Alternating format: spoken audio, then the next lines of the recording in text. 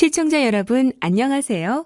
박능후 보건복지부 장관은 3월 8일 당시 초기에 중국인 입국 금지 및 중국 방문자들을 제대로 관리하지 않아 우한 바이러스로 인한 사망자가 50명이 넘었는데도 역설적이지만 한국의 환자 수가 많은 것은 월등한 진단검사 역량과 철저한 역학조사 등 방역 역량의 우수성을 증명한다. 현재 힘든 시기를 잘 극복한다면 우리나라의 대응이 다른 나라의 모범, 사례이자 세계적인 표준이 될 수 있을 것이라는 말로 자화자찬했다고 조선일보가 보도한 바 있습니다. 이에 대해 수많은 국민들의 댓글을 통해 분노를 표현했습니다. 문재인 역시 9일 현재의 추세를 계속 이어나가 신규 확진자 수를 더 줄이고 안정 단계에 들어간다면 한국은 그야말로 코로나19 방역의 모범 사례로 평가받을 수 있을 것이라 말했다고 중앙일보가 전했습니다. 한심하기 짝이 없는 자들입니다. 오늘은 이러한 문재인 정부의 한심함을 질타하는 문화일보 실론 하나를 소개해드리고자 합니다. 제목, 정권 안보 앞 세운 나라의 코로나 제안. 김상협 국제부장. 2020년 3월 11일 한국과 이탈리아, 이란 공통점. 전파자 차단하라는 과학 무시. 중국 입국 금지 하나 위기자초. 대만과 러시아, 베트남은 정도. 문 정부는 이념과 총선에 몰입. 빨리 시정 않으면 경제도 붕괴. 글로벌 팬데믹 국면에 접어든 코로나19 사태에서도 결국 정치가 문제였다. 검진, 차단, 치료의 전 과정에서 과학적 사고를 우선시한 국가, 반대로 정치 논리와 이념이 앞선 국가의 양상은 판이하게 전개됐다. 사태 초기에 국민의 생명과 안전만을 생각하고 인간 안보 차원에서 접근한 국가는 피해가 상대적으로 적었다.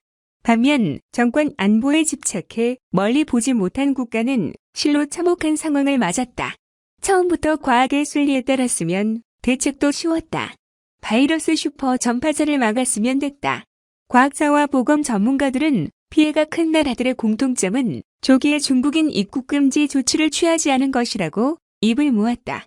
쉬운 답을 놔두고 엉뚱한 접근을 하니 꼼수만 남발되고 해법은 꼬였고 그렇게 시간을 허비하며 호미로 막을 일을 가래로도 막지 못하는 위기에 봉착했다. 이탈리아, 이란, 그리고 한국이 대표적이다.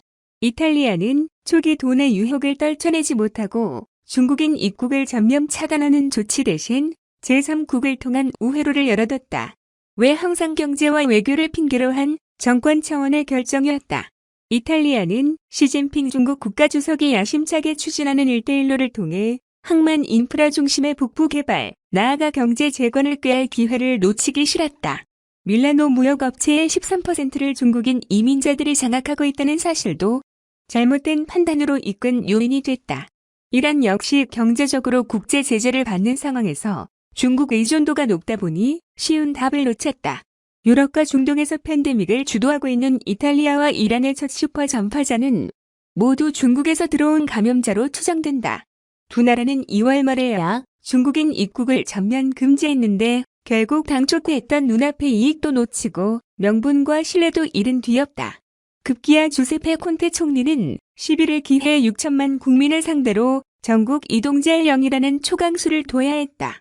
사망률, 전폐율 모두 1위인 상황에서 15개 지역 봉쇄만으로는 역부족이었다. 국가 경제를 위해서라는 변명은 멀리 내다보는 판단 능력이 없었다는 자행과 다름없다. 가뜩이나 침체된 이탈리아 경제는 급속히 마비되고 있다. 국채 발행이 불가피해 또다시 재정위기를 촉발할 가능성도 커졌다. 이란의 대가는 보다 혹독했다. 능력도 안 되면서 섣부른 결정을 내렸다가 고위층 감염, 사망이 따르면서 집권층부터 쑥대밭이 됐다. 정권 안위부터 걱정할 판이다. 모하마드 알리 라마자니 달스타크 국회 부의장이 코로나19로 사망했다. 최고 지도자 아야톨라 알리 하메네이의 최측근들이 줄줄이 확진 판정을 받았다. 하메네이의 감염 우려도 커졌다. 의료 시스템과 감염 확산 방지를 위한 물적 자원도 턱없이 부족해 최악의 위기를 맞을지 모른다. 반면 러시아, 대만, 몽골, 카자흐스탄, 베트남의 선택은 달랐다. 최대 관건인 초기 대응에서 냉정하고 단호한 결단을 내려 중국발 전파자 유입을 차단했다. 이들 국가 경제의 중국 의존도는 이탈리아, 이란보다 결코 낮지 않다. 특히 러시아는 경제뿐 아니라 정치, 외교, 군사 측면에서도 거부할 수 없는 제1애호방인 중국과의 국경을 차단하는 과감한 조치를 내렸다. 문재인 정부 역시 과하게 알려주는 정도를 외면했다. 당연한 길을 피하려니 설명이 구차하게 길어졌다. 해명은 정권의 이데올로기로 포장됐다. 중국과 글로벌 가치 사슬에 얽혀있지 않은 나라가 어디 있는가. 다른 방법으로 대처할 일이다. 남북관계의 교착을 푸는 해법도 국민을 지켜낸 뒤에나 할 일이다. 재난이 터졌는데 컨트롤 타워가 아니하기 짝이 없는 결단을 내리면 누구보다 고통당하는 이는 국민이다.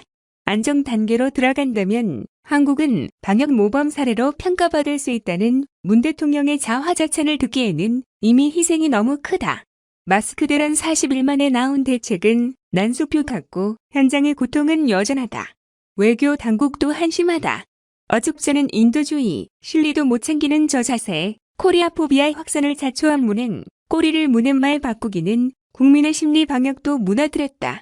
세계적인 경제 위기 속 국내거의 모든 분야 산업이 무너질 위기다. 준비해야 할 일이 산더미인데 머릿속엔 총선만 맴돌고 마음속으론 편 가르기 주판 알만 튕기고 있다면 비극이 아닐 수 없다. 여기까지 문화일보에 게재된 김상엽 국제부장이 쓴 정권안보 앞 세운 나라의 코로나 재앙이라는 실론 전문이었습니다. 이상입니다. 시청 감사합니다. 누산따라 TV였습니다.